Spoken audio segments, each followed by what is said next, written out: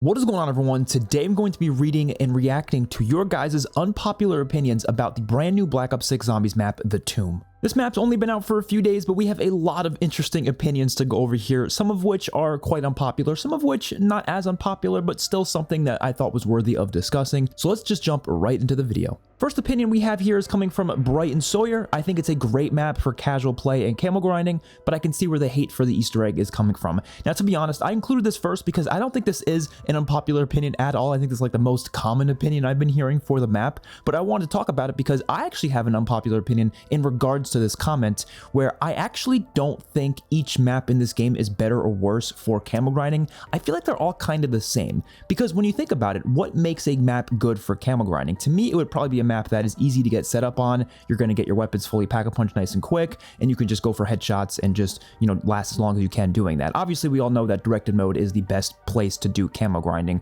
but if you're just regularly playing the maps, I would say they're pretty much all the same. I don't really think there's a massive difference between Liberty Falls or the Tomb or Citadelle or the Terminus. You get set up relatively the same amount of time for both maps. Sure, there's different levels of complexity in terms of like the map layout and the Easter eggs and stuff, but when it comes to just getting your weapon fully pack-a-punch, I personally have not seen a single difference on any of the maps. But maybe that's an unpopular opinion. I have no idea, but I just wanted to point that out. Next opinion is coming from Cursed Milk. I think just like basically every map in this game, apparently, the community will eventually come to like this map given a month or two. Out of all the maps that released so far, this one feels the most like classic Zombies layout. The starting room is the best in BO6 yet. So the first opinion here, I don't personally agree with at all. I honestly haven't really seen that myself. I've been seeing some of the opposite, to be honest. I've been seeing people really liking the maps at launch and then over time kind of not liking them as much. That happened with a lot of people with Citadelle. People were loving Citadelle when it first came out, and I don't really hear people talking about Citadelle much at all anymore. Honestly, ever since like Christmas, I feel like people just kind of stopped being all that high on Citadelle. Terminus, I think, is one that people are maybe a little more positive on now, but even at launch, I think people were perfectly positive on Terminus. So I personally haven't been seeing this. I'm sure there are people out there who are going to change their opinions over a month or two, but as I say all the time, I think that's completely normal. I don't think there's something unnatural about changing your opinions on anything, really. I mean, it's just how your mind works. You kind of grow out of the honeymoon phase of something, and then your opinions start to get more solidified, or you play the map more often, you start to notice flaws that you didn't notice before. That's a very natural thing. So personally, I just gotta get that out there, because I feel like I'm always seeing people on Twitter like getting mad at people, and I'm not saying you're doing this, but some people get mad at people for like changing their opinions, and it's like, well, that's just normal. That's literally just a natural part of being human. And with the second thing you say here about the map kind of having like a classic Zombies layout, that is definitely true. It definitely feels very classic in terms of like having two different ways you can go, and the path all leads to the center, and then it kind of brings into like a middle hub area, which in this case is the Dark Aether. And it honestly reminds me a lot of Kino der Toten. It basically is Kino der Toten's layout in like every single way, pretty much. The biggest difference being the Dark Aether obviously is like a different place you're going entirely, but the Dark Aether kind of plays like a central hub, kind of like the theater room did in Kino der Toten. So it's definitely an interesting map layout, and I do like it, and the starting room is pretty awesome. I do have to agree there. The next opinion is coming from AKA Mystic. This map is going to be looked back on as phenomenal if we're actually getting 6 DLC maps.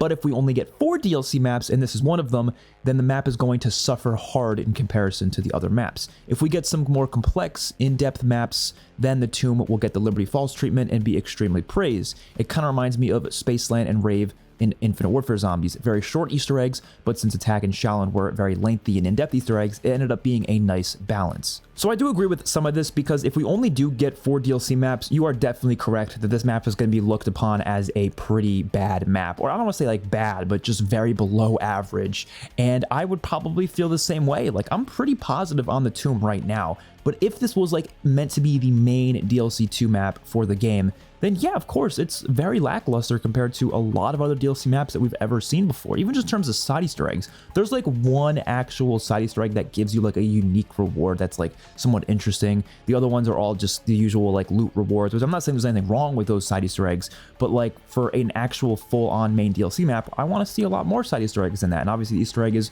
relatively short, there's not a lot of new stuff on the map, so obviously it doesn't really feel like a main DLC map. So if we get 6 and then 2 of them end up being kind of similar to the Tomb, then I really see no issue with it, and it's completely fine. But it'll go back to what I've been saying a lot over the past couple weeks, I really think this map should have been marketed differently. And a lot of people will argue that they already did market it properly. I don't think they did. All they did was give one little paragraph in a blog post comparing it to Liberty Falls.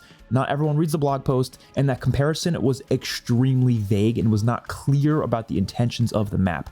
I think they honestly should go as far as to give each map a separate category, like have your main DLC maps, but Treyarch should have came out and said this is not DLC 2. Like they should have literally said that and said this is just kind of like an expansion to Citadelle almost. Like it's a separate bonus map that kind of is going to continue off of the Citadelle story and wrap things up, but don't expect something too crazy out of it. They should have just came out and said that. And I understand they don't want to do that because they want to hype up the map quite a bit. They want people to be playing it day one. And if they said that, maybe people would have maybe not played it day one. Maybe people would have waited a little bit because they're not expecting anything crazy, but you would have gotten much more positive opinions out of people if their expectations were a lot lower to begin with.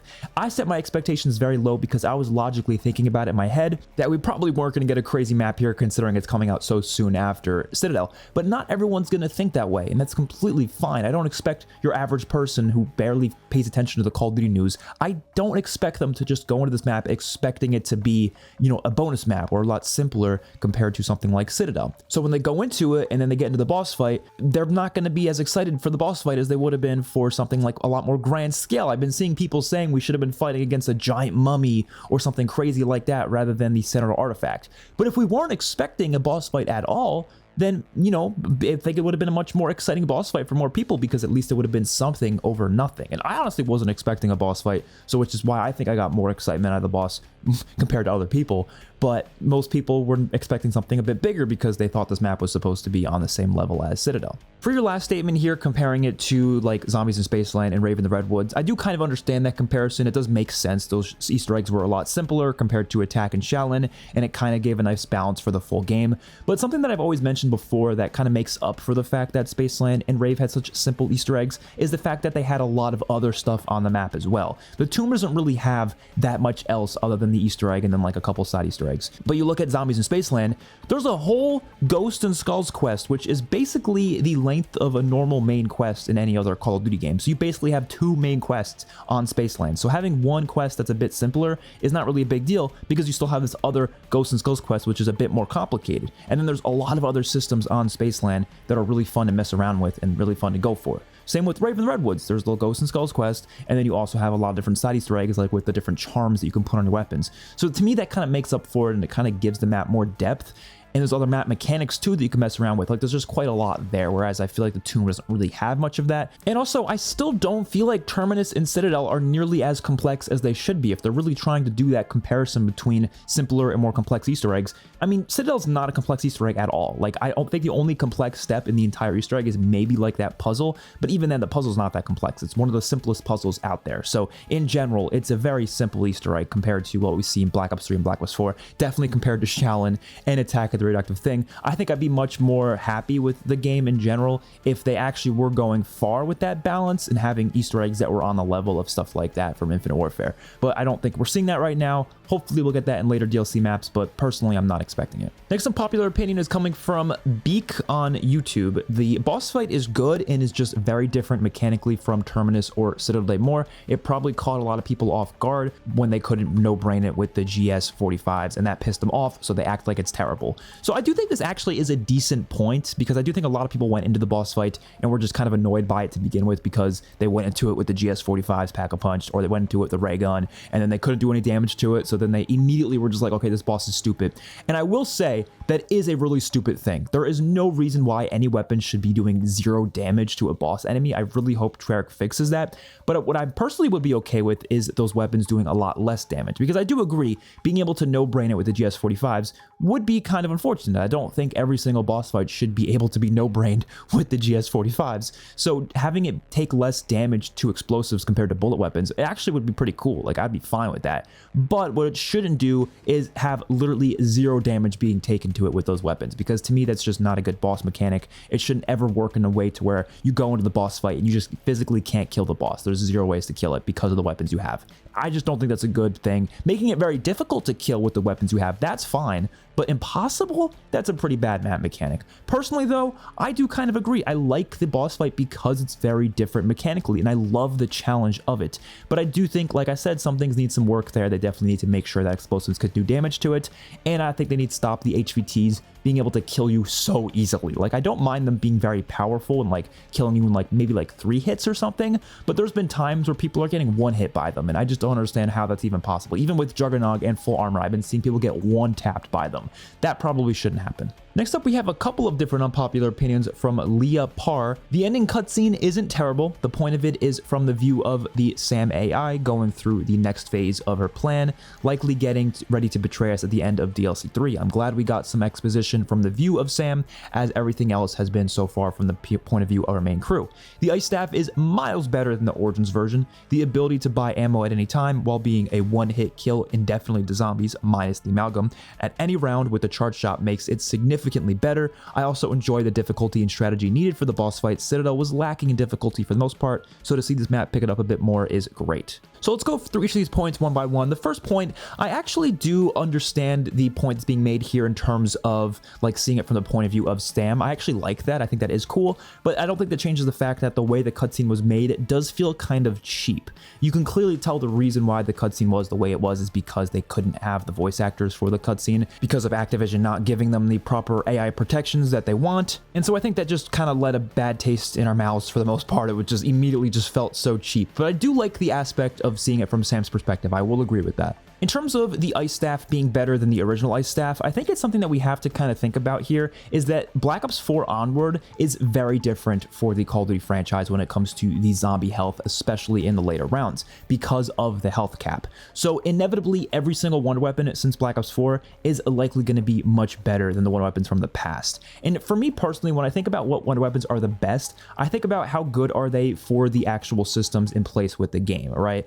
Obviously, if you're comparing them just on a very like basic scale, yes, the Ice Staff from BO6 is going to be killing the zombies easier than the original Ice Staff did. But that's not because the Ice Staff is more powerful in Black Ops 6. It's just because the zombies are weaker in the later rounds. They have a health cap. They've had that since Black Ops 4. So even though I do definitely agree that the Ice Staff in Black Ops 6 is going to be killing a lot longer than the Ice Staff in Black Ops 2, when you're comparing it to like other weapons in the game, I think the Ice Staff in BO2 just kind of stands out a little bit better because you technically could use like most guns in Black Ops 6 in the later rounds, especially with certain score streaks as like a defense and stuff like that. You definitely could use a lot of other things. So the gap between like the best bullet weapon and the Ice Staff in Black Ops 6 is not nearly as big of a gap as the gap between the Ice Staff and BO2 and the best bullet weapon in that game. I think it's like the best way to look at it, and also looking at it on early rounds and stuff. So I do agree though. I do think the Ice Staff is amazing. In BO6, I'm definitely happy it's really good, but I don't think it's as easy as saying it's a better wonder weapon just because it kills longer, because I think that's kind of a no-brainer with any wonder weapon in these recent games. And the last opinion here about enjoying the difficulty and strategy needed for the boss fight, I do agree with that. Like, I actually like how difficult it is. I do think some things need to be kind of worked around and tweaked, like I said before, but in general, I do like the difficulty of where the boss fight's at currently. Next unpopular opinion comes from Death Scissors Gaming. Damn, that is an interesting username. The defend the staff step is insanely hard for no reason. Like, why give it HP and spawn in around 20 horde at the same time? So personally, I kind of like it being really difficult. I like early round steps being so challenging to the point where you kind of want to set up before you do them. Like, I don't like the idea of it being so simple that you don't even have to bother to set up. You could just kind of jump right into it. I kind of like it when it's like, okay, you probably should pack up on your weapon first. You probably should get some score streaks or equipment or something to help you out with it. And that is the best way to do those different steps, is to make sure you're setting up before you're jumping into it. It just makes it at least take a little bit longer to get to, which is why I would say I don't really think it's for no reason. I think it's hard because they want to challenge you and they want to make it a little bit more difficult in the early rounds. And I'm glad they're doing that, because I think having a challenge is better than no challenge. Next hot take comes from Part-Time Party. Death Perception with augments isn't a bad perk, even though I would have preferred double tap. So I don't know, I've tried to use this perk a lot and just trying to figure out the different uses for it, and so far I don't see any situation where it's going to be that helpful of a perk.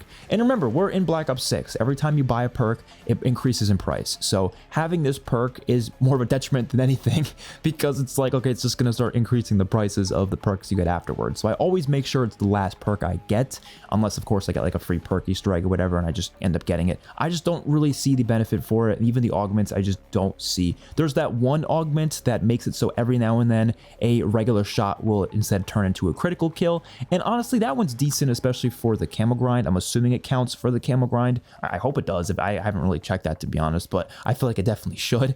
But even then, I haven't really noticed it too much in game. Like I haven't noticed it making a big effect on the gameplay. So personally, just not my favorite perk. It's probably the worst in the game and one of the worst we've seen in a while, personally. But if we're going to get 6 DLC perks, which is definitely likely if we get 6 DLC maps, then honestly I would be okay with this being one of them because we're going to get a bunch of other ones anyways. Next hot take is coming from Lightning Streak. People who claim to be OG Zombies fans should absolutely love the Tomb. If you're an OG from like World at War all the way through to maybe BO2, you should be loving the gameplay, because if you claim your favorite map is anything from BO1, then you should enjoy the simpler maps of BO6. Now, I personally disagree with this statement for a lot of reasons. I just think it's hard to look at it in a very black and white perspective, because if you enjoy the simpler maps of BO1, that doesn't necessarily mean you have to love every single simple map that's ever existed, because there's a lot of other things that are impacting your experience with the game. I know many people who have loved zombies from World of War and then stopped playing, maybe like with Black Ops 2 or Black Ops 3, because they felt like it got a bit too complicated. And nowadays, obviously, the zombies maps are not that complicated anymore. They're a lot simpler, but they still don't like the game because they just don't like the mechanics. They don't like the score streaks. They don't like the salvage system. They don't like the new point system. They think a lot of the way the game plays, it's just not like how classic Zombies was, and so they don't really enjoy the new maps. It's not like a ton of people that feel that way, but I definitely know a lot of people personally who feel that way.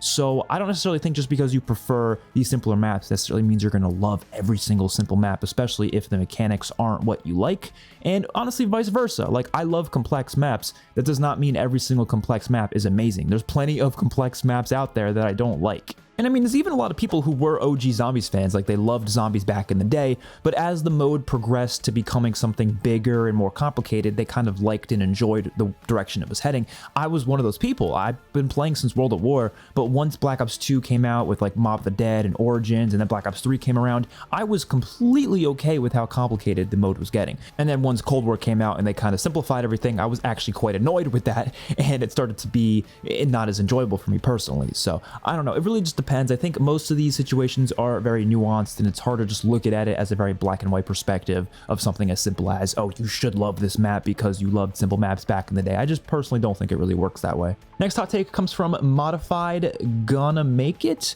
Bringing back the Ice Staff is super cool, and even though it sucks, there is nothing wrong with bringing back old wind weapons to the Dark Aether storyline, so long as it has a reason for existing. It's a great way to bridge the OG and the new. So I think a lot of people can definitely disagree with this. I don't think it sucks whatsoever. I think it sucks when it's unupgraded, but once you upgrade it, it is actually like the best wonder weapon in Black Ops 6 currently, one of the best wonder weapons we've seen in a while. But yes, unupgraded, it's probably one of the worst wonder weapons ever, which is really interesting how big of a difference there is between the unupgraded version and the upgraded version. It's actually insane. But I do agree, bringing back old wonder weapons is fine. I just personally think they should do something a little bit different with them, like actually reimagine them in a way that makes them feel very different, rather than them being just exactly the same as they were before, or give us multiple wonder weapons from the past, which they've done before. I mean, think of a map like Revelations. They brought back the Apothegon server on that map, but they also brought back the Thunder Gun. So I do think this map should have gone a little bit further. Instead of just bringing back the Ice Staff, maybe also give us the Decimator Shield from Vanguard. Sounds like a very random thing to say, but it's a recent wonder weapon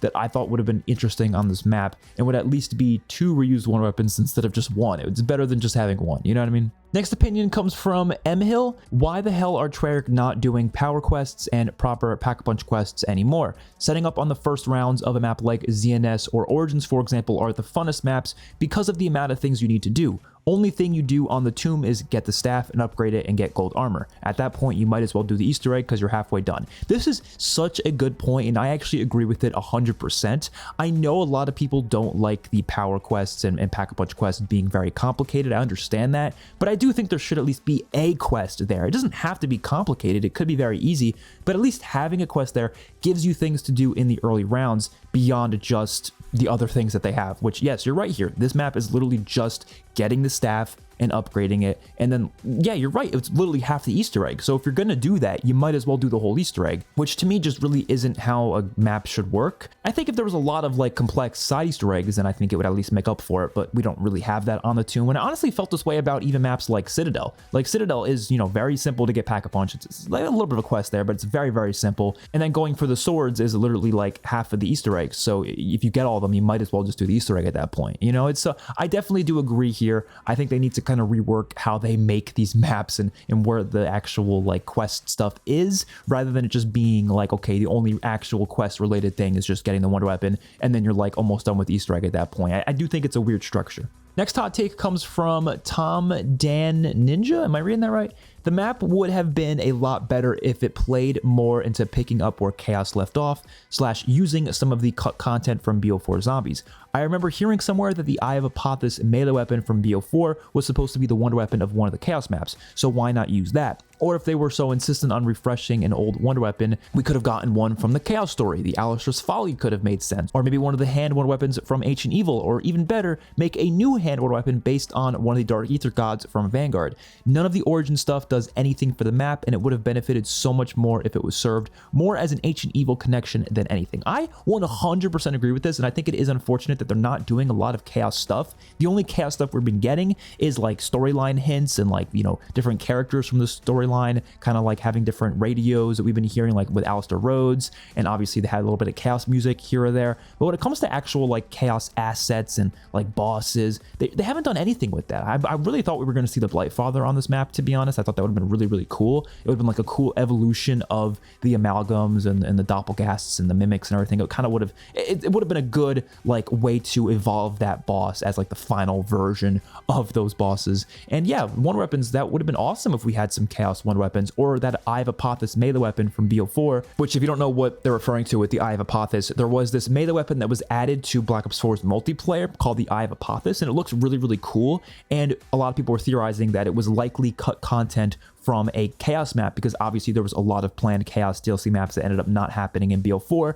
and likely this weapon was going to be a wonder weapon on one of those maps, but then they just decided to turn it into a multiplayer melee weapon. And I think that's very obvious because it is a very distinct design. It doesn't look like a melee weapon at all, but the fact that they turned it into one in BO4, it has to tell you that that was meant to be a wonder weapon in Chaos. It's like a no-brainer. I am hoping DLC 3 and onward will start to do more stuff with the Chaos story, especially now that they have the Citadelle artifact. Hopefully it gets activated and we actually see some full-on Chaos stuff, not necessarily just reusing stuff from the Chaos story, but even just like stuff that is similar to the Chaos idea of like the mythology in there, like having bosses designed around that and wonder weapons designed around that and different maps designed around that. I want to see more of that, and the tomb would have been a great opportunity for that. I do think the origin stuff was kind of forced, didn't really have a big place in the map. I was fine with it being there, but I just don't really see the reason why that was being so heavily prioritized over Chaos stuff. Next hot take is coming from Sandman 2000. Tomb is one of the worst zombies maps ever made. It's just a worse Origins.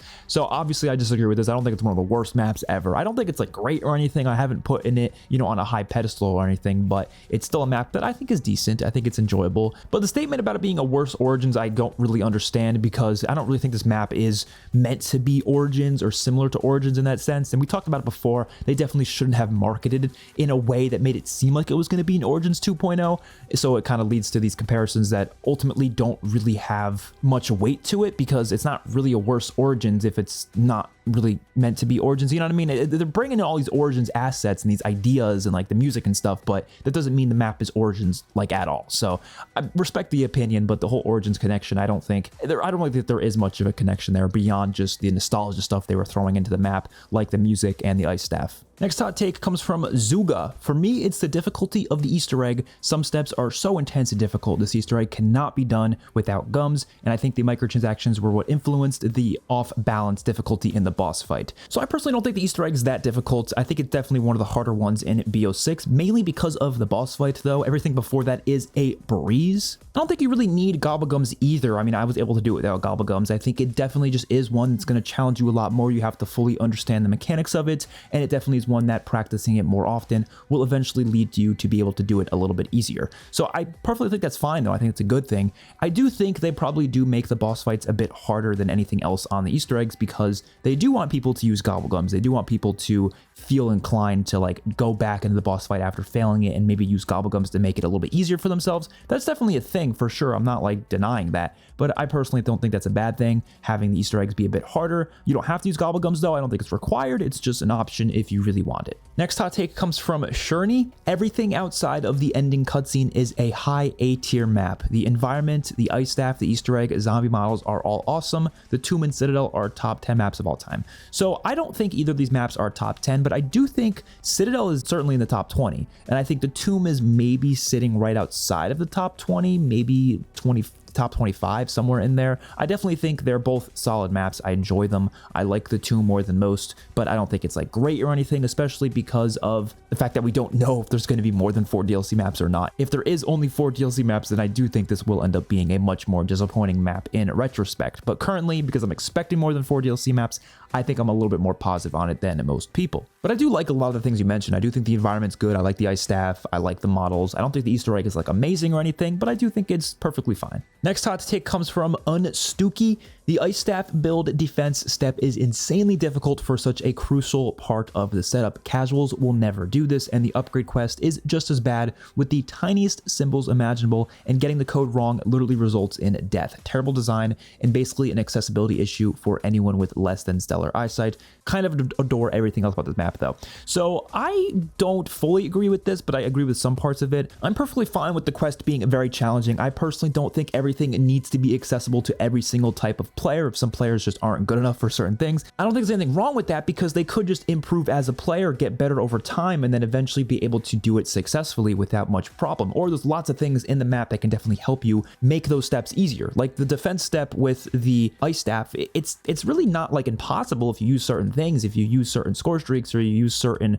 pack-a-punch weapons. It really just depends. You just need a good setup, and I think that's perfectly fine. I think it's a good thing for the zombies mode. But when it comes to the rock step with the different symbols on the rock, that is true. If someone doesn't have a great eyesight, they really shouldn't be punished for not having great eyesight. That's not something someone can just improve on. That's not like a skill thing, and I can agree that is an accessibility issue. So what they should probably do is just make it more clear to the eye, make it so the rock comes down a bit further, and also make it so if you're on like a last gen platform, it's not going to have a texture problem and not load in the symbols. But I'm perfectly fine with the like thing killing you if you get the code wrong. I actually think that's kind of an interesting feature. But yeah, if they just make it a little bit easier to notice, a little bit easier to see, then it will definitely make the step a lot better. Next hot take comes from Ryan Klute. The Dark Aether sky actually doesn't look that good. It's like a 2D flat image. Revelations looked miles better and was 9 years ago. There's also a lot of other textures that look like the PS2. Map was def rushed. So I think this does depend on the platform you're on when it comes to the textures looking bad, because personally for me, they didn't look bad as long as they were loaded in. There were some times where textures weren't loading in right away though, and it did look really terrible. But when they do load in, I think it looks perfectly fine on the Xbox Series X, but on certain like PC builds and maybe last gen, I can definitely see it not working great. When it comes to the Skybox, I actually kind of agree with this. Now, don't get me wrong, it does look beautiful for the most part, but when you actually take a closer look at the Skybox, you can clearly tell it's a very 2D still image, which you didn't really notice that as easily with the Revelation Skybox. The Revelation Skybox was a little bit more active, whereas the Skybox and the Dark Aether on the Tomb, it's very much a 2D image. It looks like you're in a giant like dome with a 2D image over the dome. It doesn't look like you're in Dark Aether space. So they definitely could have done a better job with that, but it's not something I really noticed that significantly. Like I'm playing the map, I'm not looking at the Skybox and being like very particular about how it looks. I'm just kind of going around killing zombies, and it's probably not going to play a big role in my experience, but I do kind of agree here. Next hot take comes from Mike Camp. Easily the worst map of BO6. You have to commit to the Liberty Falls type map where it's an easy Easter egg, boss fight specifically, or go all in like Citadelle and Terminus. This map tries to do both and ends up being a 4 out of 10. I completely disagree with this sentiment personally, because I think it's actually totally fine to go more in the middle on things. Like I don't think you have to be all in on one or the other, especially when it comes to difficulty. I actually think it's cool that this map is a simpler map but is more challenging than Liberty Falls. Like I said, if it's not meant to be the main DLC 2 experience, if we're still going to get another map and we're probably going to get like 6 DLC maps total, then I'm perfectly fine with this being a simpler map. But that really just depends on how many DLC maps we end up getting. But generally speaking, I think that's okay, especially because the difficulty is a bit more prevalent than something like Liberty Falls. And I personally think that's totally fine, because there's people out there who want a simpler experience but actually want somewhat of a challenge. and I think Liberty Falls just didn't really present that as much, especially with the Easter egg itself. Next hot take comes from Cam. It's the best map in the game. Could be recency bias, but the Ice Staff is just so much more fun to use than the other wonder weapons like the Beam Smasher and the swords. I do agree with the Ice Staff being probably the most fun one weapon in the game currently. I don't know, it depends. The swords I thought were going to be a lot more fun, and they were really cool the first time I used them, but I think they got kind of boring a little bit quicker. Even with the buff, I still think they're not as interesting to use. The Beam Smasher I definitely don't find to be that fun. I don't find the Jet Gun to be that fun to use either, but the Ice Staff is quite fun to use. I mean, of course it was fun back in Black Ops 2's Origins, and it's really fun now. But I personally don't think it's the best map in the game. I do think Citadel and Terminus are just a bit better, at least. Next hot take comes from Joshua Marty. I don't understand the hate for the Tomb being a small map and such when Citadel de Morse isn't even that big of a map too, and the swords are not even fun to use and can't be upgraded, unlike the Ice Staff. In my opinion, the Tomb is better than Citadel de Morse when it comes to gameplay, not the story or the main Easter egg though, obviously. So in terms of the map being small, I think Citadel was hated on for being a small map as well. So the whole point here about like that map being small as well, I think both maps had probably an equal amount of hate when it comes to the size, but Citadel de Morse did have a little bit more content to it, so I think people kind of forgave it there. And when it comes to these swords not being upgradable, that is true, and I do like that the Ice Staff can be upgradable, but the Ice Staff is just one weapon, whereas we had 4 swords. So I think the amount of time it takes to upgrade the Ice Staff probably is very similar to the amount of time it takes to get like maybe 2 or 3 swords in the game, I would say. Maybe all 4 of them, I don't really know. It's hard to say for sure, but I think they kind of balance each other out in that way. I personally like the Citadel more than the Tomb, but I can understand this perspective. And the last hot take, we are ending it off with a very negative hot take, probably the most harsh hot take on this entire video, but I just wanted to include it because it's going to be interesting to talk about. So this one comes from iHemerald. This is the worst map ever made in Zombies history. Everything is just trash. The Easter egg song, the layout of the map, the side and main Easter egg, lackluster cutscene, recycled and annoying enemies, no intro cinematic, and overall the gameplay of the map is just not good like the other BO6 maps. This is sadly an F tier map. I think this is a very interesting take to make because someone who is saying this is the worst map in Zombies history and then giving those criticisms, I would expect this to be a person who doesn't like BO6 as a whole, maybe doesn't like the other maps as well. But this is interesting because this person does say that they like the other BO6 maps. They say the other ones are good. Yeah, so I'm editing this right now and I think I realized I misread what this person said. It kind of sounded like they were saying that the map doesn't have good gameplay unlike the other BO6 maps that do have good gameplay, but I think they were just saying that all the BO6 maps don't have good gameplay, so kind of just disregard what I just said. But they really think this one's so bad that it's the worst ever. Now, obviously, I don't think it's the worst ever. We've had so many maps at this point that it's going to be very difficult for a new map to come out and for it to be like one of the worst maps. There's just been so many. It's also going to be difficult for a new map to be one of the best ones ever. It goes both ways. But I kind of understand some of these points. I didn't like the Easter egg song that much, but I don't think it's trash personally. Like I made it very clear in my review that I think every Kevin Sherwood song is solid, but I think his song on The Tomb is probably one of his weaker songs. The layout of the map, I don't think there's really a problem with it personally. I think it's just very simple layout. It's not like that interesting or unique for sure, but it's a very normal Zombies map layout. I feel like the main Easter egg I think is fine. It's just not like incredible or anything like that. The side Easter eggs, I can kind of agree they're a bit lackluster, but again, I think if it's meant to be a bonus map, then it's kind of whatever, because I do think the golden armor quest is at least pretty cool. The cutscene, yeah, of course, that's lackluster. Recycling enemies, I agree, that's not fun. No intro cinematic, that's not great as well. I can agree with some of these points, but I don't think it comes even close to being one of the worst maps ever, at least in my personal opinion, but I respect the opinion. I think we got to allow people to be very bold with their opinions here, because I see some people saying like, oh, how can you possibly think this is one of the worst maps? Everyone's different. We all have our own opinions, and I think it's perfectly fine that this person thinks it is the worst map ever. With that being said, thank you all so much for watching the video. I apologize if I wasn't able to get to one of your hot takes that you left on the community post that I made, but unfortunately, this video would go on forever if I was to read every single one of them, so I had to kind of pick the ones that I had more to talk about. So hopefully you guys enjoyed. I will see you on my next one. Peace out.